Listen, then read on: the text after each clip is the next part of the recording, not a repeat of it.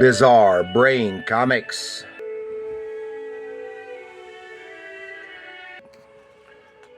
Hello, my comic book friends, and welcome to Bizarre Brain Comics. I'm Gary, your host. This is where I like to take a look at some older comics, talk a little bit about the characters and creators, and examine the stories and the art. This time, I want to take a look at this. Oops. Is from Dark Horse Comics. Comics Greatest World, Week 3, Titan. I know little about this character or this storyline. I gather it was a mini series. It was a weekly mini series, and this book is only about half as long as a regular comic, regular monthly comic. And it was, and from what I gather, each issue focused on one specific character in an overall story arc. But I can't tell what that story arc is. This is the only one I've got from that arc, and the only one featuring this character. And I vaguely remember seeing this character way back when. This is from 1993. Yeah, this is Comics Greatest World, Titan, from 1993, Dark Horse Comics, and it was written by Barbara Kesel, with pencils by Brian Apthorp, and inks by Jimmy Palmiotti. Well, Titan he's obviously a Superman knockoff. I like Superman knockoffs, as you can see by some of these.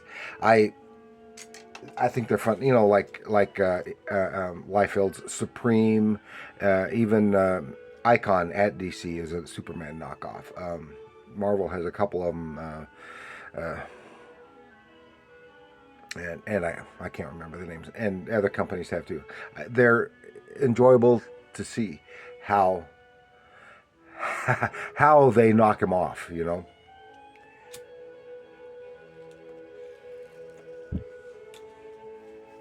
So, Titan is a superhero character from Dark Horse Comics in their weekly issued series, Comics Greatest World. His first appearance was in Comics Greatest World Week 2, so that was the issue just prior to this. And that was titled Golden City. And Golden City is the city that all the story revolves around, and with all these superheroes. Now, Dark Horse was never real big with superheroes. There's a variety of other properties, but they have had some superheroes from time to time. He was born with superpowers, but chose not to use them while he was young for fear of hurting people. But he was the victim of abuse as a youngster, and later became a superhero, even though being mentally unstable. I think it was a result of the abuse that he experienced. I don't know to what degree. Either the abuse or the mental instability. And his real name was Frank Wells, and he was created by Mike Richardson, Randy Stradley, Barbara Kesel, Jerry Proser, and Chris Warner. That's a lot of creators for one character. So it's probably all creators as part of this overall storyline and the like. With this, you notice this cover was done by Walt Simonson, and he looks bigger and buffer and everything here on the cover in Simonson fashion, just like he might have drawn Thor at Marvel. And it is a shorter storyline. I don't understand the plot that's going on, but I can address the main events. This is something that first page has nothing to do with this story, probably the overall story, but this is where we're introduced him in Golden City, and there's this character called Warmonger out fighting and terrorizing, and has apparently taken out this other superior, some character who looks kind of like Iron Man in a way. Wham! Some really, really nice draftsmanship, both on the figures and the backgrounds. Nice design work, good visual storytelling. And it looks as if this character might have been the basis later for Magog in Kingdom Come. Is wham right in the back, and because this is the golden character, is the one who is has been engaged in battle and but he's weary, and he comes up with an excuse so I'll just go check what battle damage and stuff, because he says, I'll take care of this guy, and he goes, War Maker, not Warmonger, War Maker. And there's where it kind of tosses him around a little bit. Then they go, in the midst of going head to head, and he's got this super powerful of some kind of, that looks like a George Tuska fist right there. Missile launcher here. It's a really nice figure. All this is done very, very nicely. And here, double page spread right in the middle. Very dramatic. Boom. And the missiles go astray and blast a building, starts collapsing. And meanwhile, while they're fighting, Titan says, where is Grace? She can't not have noticed what's happening down here. And I don't know that much about Grace. She's probably a bigger figure in this Golden City than he is. And they go fight while people are endangered from that building. A lady's fallen. And he's trying quickly in his mind. He's trying to assess which is more urgent, saving that innocent or stopping this guy before he can kill other people. But it's taken out of his hands when another superhero, who I know nothing about, manages to catch her and save her because she's safe. Now he can focus all his concentration on fighting War Maker. Wham, wham, wham. Knees him in the groin, which takes him down low. Again, some really nicely drawn action, and just some beautiful figures here. By what was his name again? Apthorp. I know nothing about this guy Apthorp, but he did a really nice job. Now it's time to, with some cleanup, try to help people, because here, help me, Titan. And he says, great powers shouldn't be squandered. It should be used wisely to help people, to protect them from all harm. That is how it should be. So he's very idealistic. He digs the injured woman out, gets her to help. Meanwhile, then we see these translucent figures.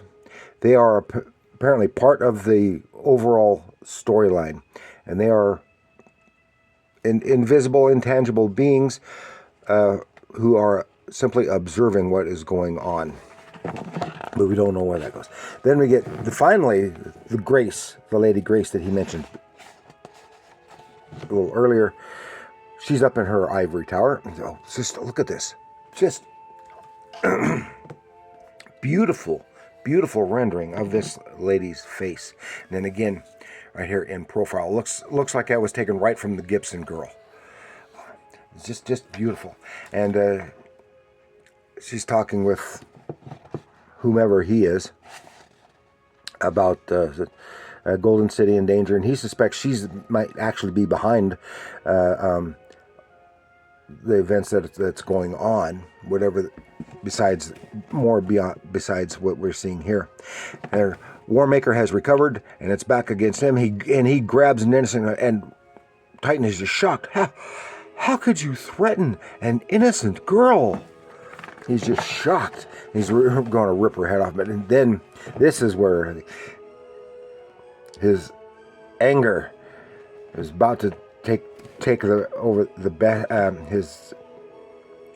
over him in sheer anger while he's threatening. And then suddenly the sky opens up and we see this silhouette figure, which is obviously Grace, coming down.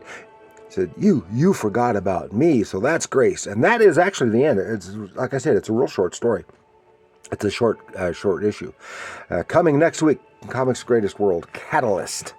And there, here we see Catalyst, Agents of Change. So I presume this is the beginning of a super group known as Catalyst. And here's another drawing of Titan. There, and it's, from what I can see, it seems to be well written. It's just that there's so much else going on outside of here that's related that I can't see. So just this little episode is fine. It is beautifully, beautifully drawn. That is the strongest point I have to say about it. But there isn't enough of the story here to ascertain how well written the overall story is, because it's just one little snippet of a larger storyline. But it's an interesting introduction to this character. He really cares. He's very powerful. We don't know the limits of his powers. He's basically Superman without the vision powers. He's and he's very concerned for the welfare of the innocents, the general populace, and he is so horrified when, as we saw there, when someone is hostage taking, the sheer threat to these people is horrifying to him. So that's all I've got to show you this time. Just one little snippet, just to share this. I sure am not going to go out to find more issues featuring this Titan character, but I won't turn them away if I come across them. So I hope you enjoyed that. Is this a character that you are familiar with? If not, well, let me know that. If you are, let me know that. Let me know what you think of Dark Horse's Comics Greatest World. Maybe you've read the entire storyline and I don't understand what's going on. Let me know in the comments below. And remember, comics are art.